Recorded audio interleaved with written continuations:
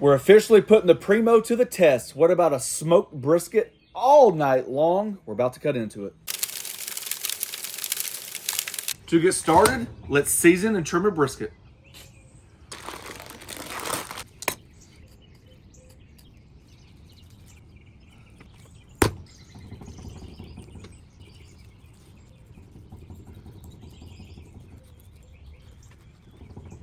First step, coarse black pepper.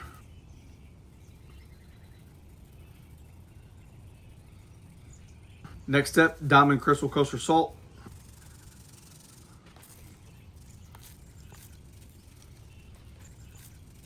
Just a light dusting of garlic. The bottom side is really not that important. And a light dusting of seasoned salt.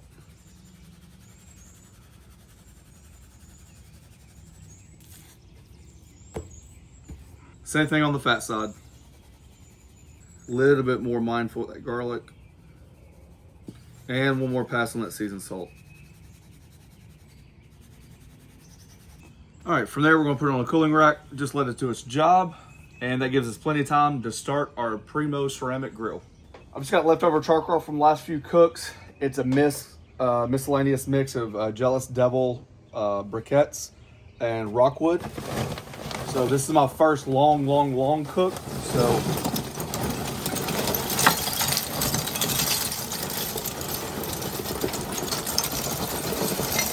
we got some hickory chunks. I've also got some splits back there that I'm gonna be cutting up. Some of the ideas that you guys have given me has said put the hickory chunks or the chunks of wood underneath the coals because the gases can burn going through the coal. We're gonna do that today. Don't know if it matters, but I do like the idea and the concept. I'm gonna start the fire on the, I'm gonna start the fire back here because the airflow is right here, so it should pull it down. Let's see, so, or it should suck it in. So let's do our first big one right here. Now, one thing I can tell you,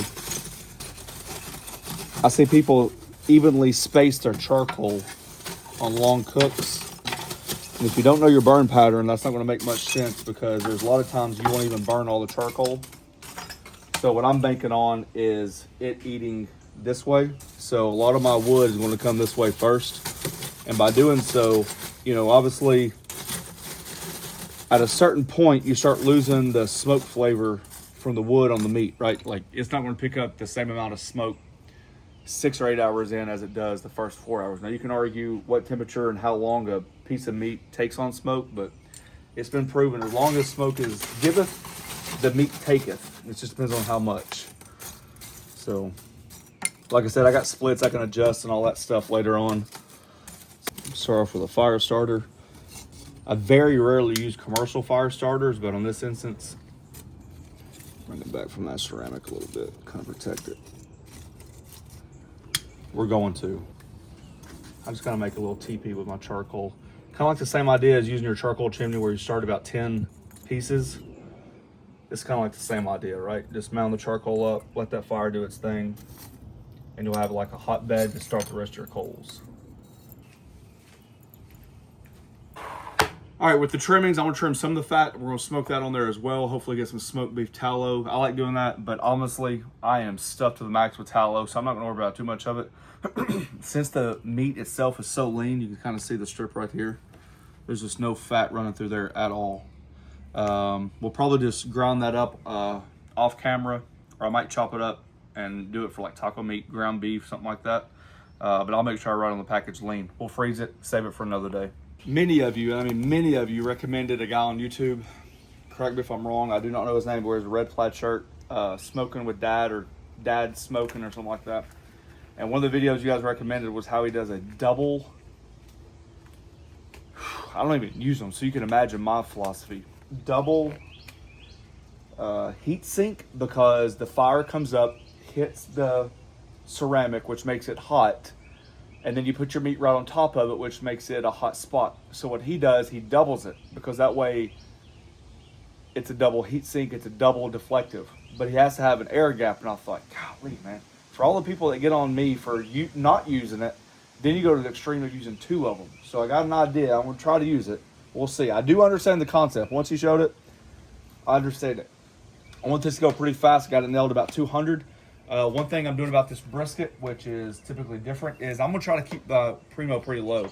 I can easily do 275, but let's back it back down to about 200. So since it's stabilized right now, the amount of time that I open the lid is gonna just suck in the oxygen. And when that happens, the temp's gonna rise. So I want this to move pretty quick.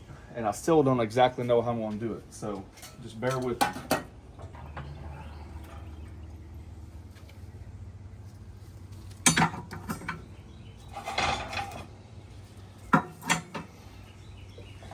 This is how I would 100% definitely agree how to use your deflector shields, because obviously, you know, you don't want your brisket to be open flamed. There's a gap right there, which will create a hot spot as your fire eats over. I don't have any like pieces of metal like he had. I do have another heat gap from my Weber Summit. So I'm just going to use that. That's going to be about it for me. And then here. And then here.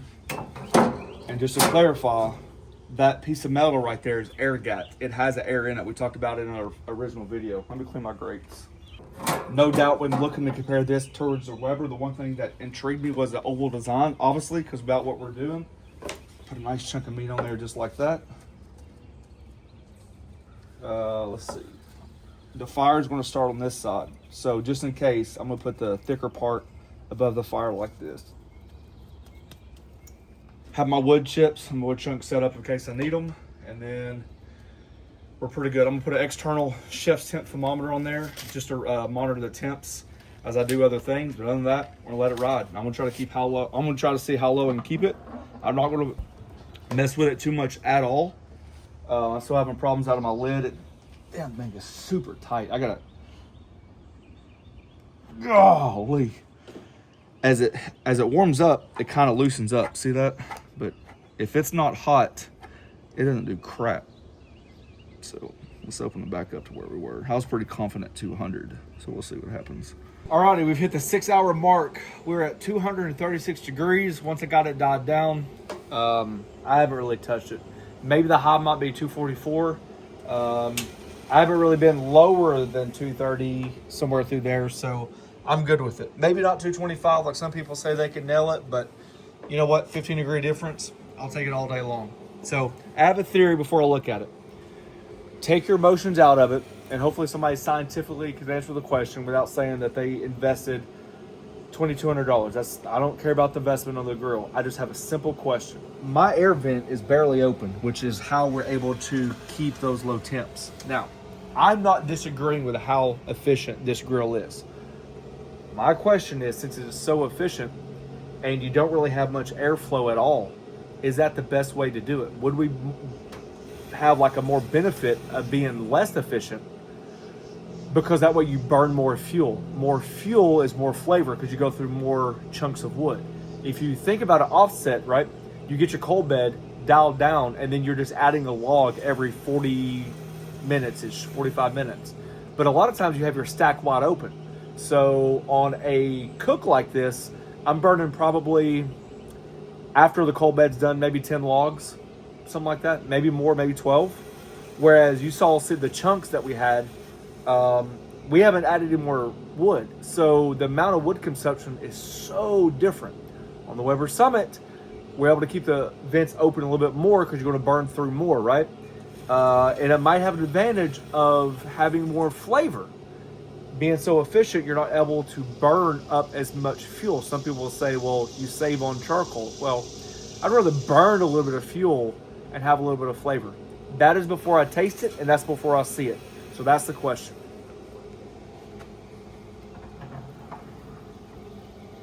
Ooh, that looks good. Nice render on top.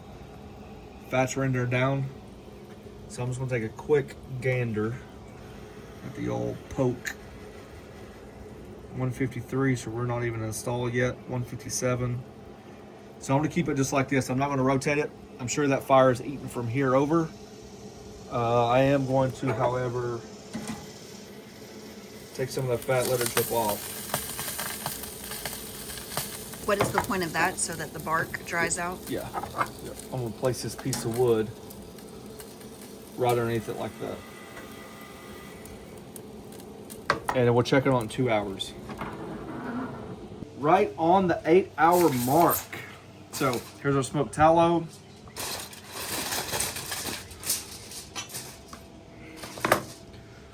Not too bad with the color, extremely tight. You can just feel it. We're not there yet. Roughly 175 to 180 degrees, somewhere like that. So we're definitely gonna try that full boat method. I've kind of adapted the full boat method when we do pulled pork to do using a full pan. I like it. Kind of like, I've settled kind of like it on my rhythm. If you're not familiar with this idea, basically what it does, it allows the top area to still cook because that's where your fat's at, so the fat will still render, along with keeping the bottom moist, kind of like cooking in its own fat as well. And I'm just going to lay just a small bit of this on there.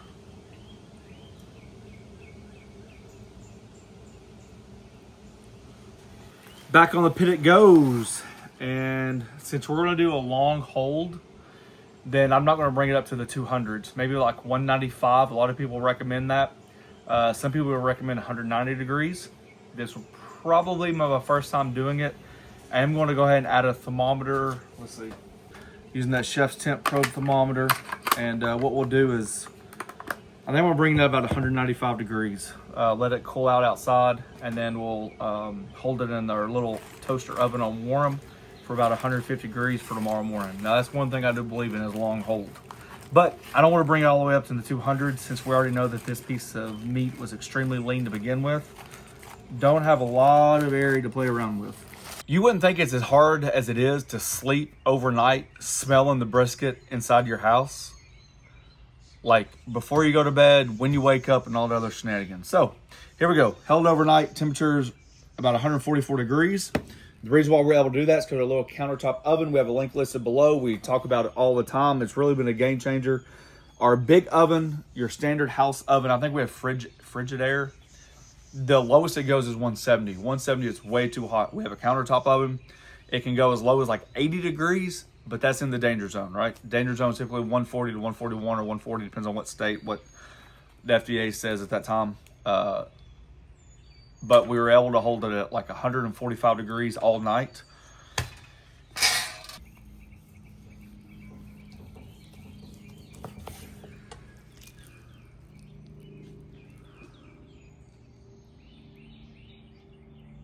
I mean, it looks pretty good. Fantastic fat rendering. See the smoke ring around there, pretty dark. Nice little burn-in chunk right there.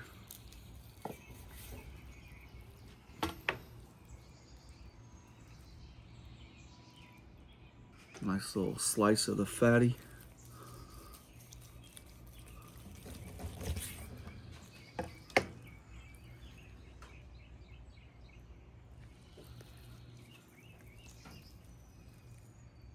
I would think it's not bad. Yeah. For a choice, very lean brisket, it looks pretty good. Yeah, it was definitely lean. Cheers, baby. Looks good. The funny thing is, or it's not really funny, I still have yet to season a brisket or over season a brisket, whether it be black pepper, salt, you name it. It seems like every single time I do it, it almost seems like it needs just a touch more of what I put on there. And every time I season it, I feel like I season it heavier and heavier. But it's a big piece of meat. It can handle it. Oh, I think the seasoning's perfect. You think so? Yeah, because I like tasting the meat. I don't like to just taste seasoning and barbecue sauce and sugar. No, I agree, but I think maybe just a touch more salt.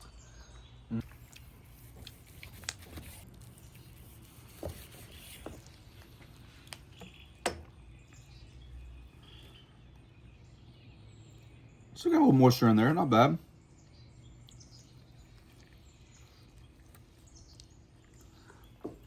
Definitely the lean part. Some things really quick to go over. My experience with the Primo so far has been fantastic. One benefit about doing or one idea I had doing it this way, how low of a stability could I have? I settled in anywhere about 230 to 240, and I really didn't change it at all. We are going to show you how much charcoal is left because I want to be able to kind of like show proof of a theory. I have an idea what it's going to look like. but I'm going to show you guys. The reason why I say that, it goes back to the question I asked earlier. Could the Primo be too efficient? Could it be so heat sunk that it acts like an oven, not like a smoker? I kept the temperatures low on purpose to be able to say I can keep my Primo low, because we even get comments, even though I'm brand new on it, other people are having trouble keep their Primo low. I think it's easy to rock at 275 to 300, and I thought it was easy to rock between 230 and 240 effortlessly. So the thing I didn't do was cook a brisket like I normally would do. Typically, I like to finish briskets higher, and I think it gets a deeper color on the outside, like renders the fat a little bit more. But you can see here, I mean, the results speak for themselves. I thought it was a bad brisket to begin with, but it actually turned out not bad. Smoky flavors there. I've definitely had smokier, but it goes back to what I think is volume, right? When you use a pellet smoker, the only thing it runs is wood, right? That's how it heats it up, and pellets are pouring out all the time, pellet smoke. When you use a stick burner, you create a coal bed, you throw your logs on, and then it's burning logs at a time, right? On the charcoal grill, we only had a few like pieces of wood, and I'm gonna show you that right now. You can see here last night, never even used the wood, because honestly, I never even opened the lid. When I use the kettle, I open it more often. I think it's easier to play with the fire. It's easier to add wood chunks. And so what I do when I use the Weber kettle, the Weber Summit, once I see that fire eating and start seeing the burn pattern, then since it has those hinge grates on the side, I'll throw up a hinge grate, and then I'll throw one of these chunks where the lit piece of charcoal is, and then it kind of eats this up, right? So then you're always, always, always having the ability to smoke.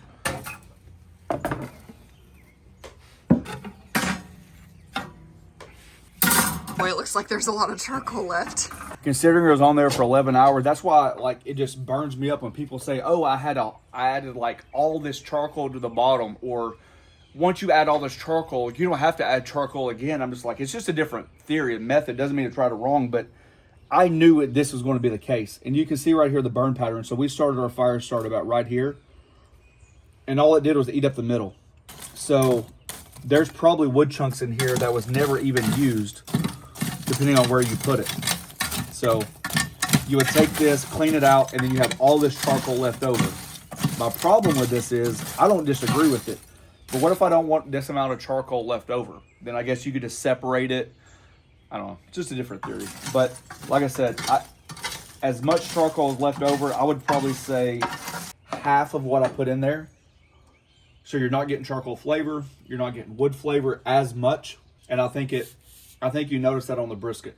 I didn't think it was the most smokiest brisket that I've ever had. I didn't think it was the most flavorful, and I really think that's why. So, do I think it's a fantastic piece of equipment? I do. I do think there's pros and cons. With that being said, we've woken up the flies.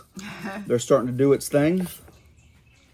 And we're going to sit back, relax, and enjoy. I'm thinking about, on the Flat Top King, doing like a cheesy hash brown brisket and egg burrito. You guys have to check that one out. It's a good brisket for sure. Yep. Thanks for watching. Don't forget to press that subscribe button, pound the notification button, share with your friends. Peace.